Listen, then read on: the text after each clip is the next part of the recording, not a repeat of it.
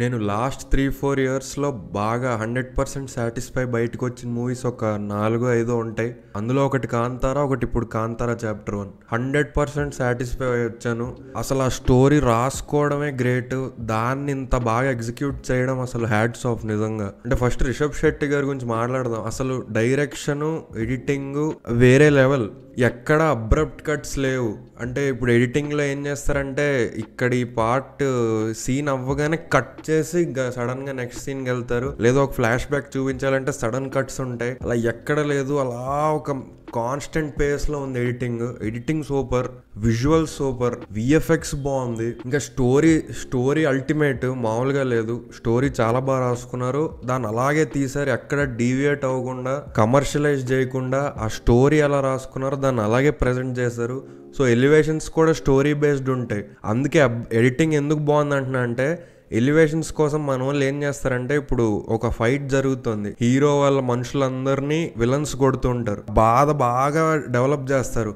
బాధపడుతూ ఏడుస్తూ వాళ్ళందరూ ఓడిపోతున్న సమయంలో హీరో వస్తాడు అనేది సీన్ ఉంటుంది. వాళ్ళందరూ అలా కొట్టుకుంటున్నప్పుడు సడన్ గా హీరో వస్తాడు ఎక్కడి నుంచో బీజిఎం వేసుకొని. అలా లేదు, హీరో ఎప్పుడు రావాలో అప్పుడే వస్తాడు, ఎలా రావాలో అలాగే వస్తాడు. బిల్డప్ చేసి దాన్ని ప్రాపర్ గా అలా చూపిస్తారు, అంతేగాని సడన్ గా వచ్చేసాడు రా బుల్లోడా కాకుండా కరెక్ట్ గా వస్తారు. సో అందుకే అబ్రప్ట్ కట్స్ లేకుండా ఎడిటింగ్ ఎందుకు బాగుంది అంటే, స్టోరీ వైజ్ ఉంది, రేసీగా లేదు. అసలు టైమే తెలియలేదు, రన్ టైం నేను ఇప్పటికీ చూడలేదు, ఎంత రన్ టైం కూడా తెలియదు నాకు. బట్ ఎక్కడ ల్యాగ్, ఎక్కడ లాంగ్ మూవీ అనిపించలేదు. సెకండ్ హాఫ్ లో ఆబ్వియస్లీ అది బిల్డప్ చేయాలి స్టోరీ. ఆ క్లైమాక్స్ కి ఫస్ట్ ఆ డిప్ బిల్డప్ చేసి తర్వాత రైజ్ చేస్తారు క్లైమాక్స్ లో. సో అది కూడా నేను ల్యాగ్ అన్నాను, అదంతా స్టోరీ బిల్డింగ్. ఇంకా యాక్టింగ్, ఈ పాయింట్ లో ఇంక రిషబ్ శెట్టి గారు యాక్టింగ్ చేస్తున్నారు అనిపించట్లేదు. అంత ఈజీగా ఎలా చేస్తున్నాడో తెలియదు. ఆ పొజెస్ అయినప్పుడు కానీ అది కానీ ఎక్సలెంట్ యాక్టింగ్. హీరోయిన్ కూడా ఏదో PS1 PS2లో లాగా ఒక బొమ్మలా చూపించడానికి పేరుకి రాని అన్నట్టు అలా లేదు.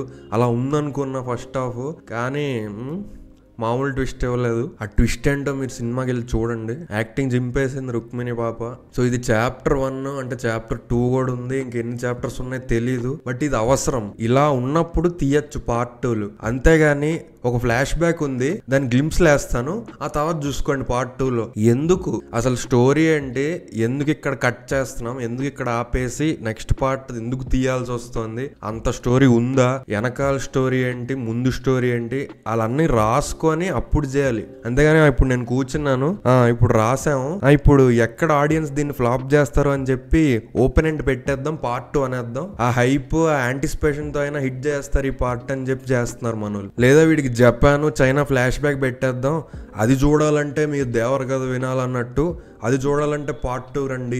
ఏంటిది, అలా కాదు. ఇప్పుడు నాకైతే ప్రాపర్ పార్ట్ 2 అంటే బాహుబలే, మళ్ళీ దాని తర్వాత ఇదే అంటాను నేను. పార్ట్స్ తీయడానికి వర్త్ ఫ్రాంచైజ్ ఇదే మళ్ళీ. సో అది చాలా పెద్ద స్టోరీ ఇది. దీని అందుకే అంటే డిఫరెంట్ టైమ్ లైన్స్ ఉన్నాయి, డిఫరెంట్ సెగ్మెంట్స్ ఉన్నాయి. సో దాన్ని అలా విడివిడిగా సినిమాలకి తీసి మనకి ఇస్తున్నారు. సో ఇందులో పార్ట్ 2లు 3లు తీయడంలో తప్పే లేదు. నేను అదే అంటున్నా, లాస్ట్ ఇంత ఫ్లాలెస్ మూవీ నాకు తెలిసి యానిమలే అంటాను నేను. యానిమల్ తర్వాత మళ్ళీ ఇదే ఫ్లాలెస్. అసలు ఎక్కడ ఈ ఫ్లా లేదా ఇది ఎందుకురా అలా ఏం లేదు. ప్రాపర్ గా రాశారు, ప్రాపర్ గా తీశారు, అండ్ అంత రీజన్ ఉంటుంది, ఒక పర్పస్ ఉంది. ఏ సినిమా అయినా ఎప్పుడు 100% సాటిస్ఫై చేస్తున్నాను లేదా అది ఎప్పుడు కరెక్ట్ బాగుంది అని అంటే దానికి 4 ఉండాలి. 1 మంచి స్టోరీ, 2 మంచి మ్యూజిక్, 3 మంచి పర్ఫార్మెన్స్, 4వది ఏంటి తెలుసా, పర్పస్. ఆ మూవీ ఎందుకు తీస్తున్నాం, ఆ మూవీ ద్వారా ఏం చూపిద్దాం అనుకుంటున్నాం, అసలు మన ఇంటెన్షన్ ఏంటి,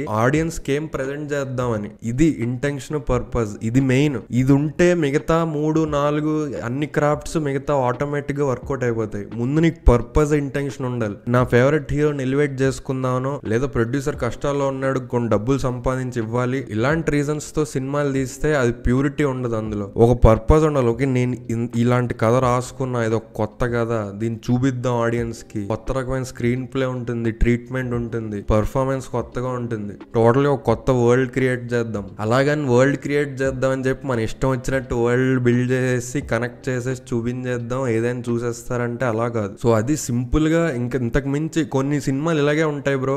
యానిమల్ అప్పుడు కూడా నేను రివ్యూ ఏం పెట్టలేదు, ఏం చెప్పలేం. కొన్ని సినిమాలు అంతే పర్ఫెక్ట్ ఉంటాయి, వెళ్ళి చూసేయడమే అంతే. సో అది భయ, మీరు కూడా మూవీ చూడండి, చూసి వచ్చి రివ్యూ కింద మీ ఒపీనియన్ కామెంట్ చేయండి. మళ్ళీ నెక్స్ట్ వీడియోలో కలుద్దాం. అంతవరకు ఎంజాయ్ చేయండి. ఉంటాం మరి, బాయ్.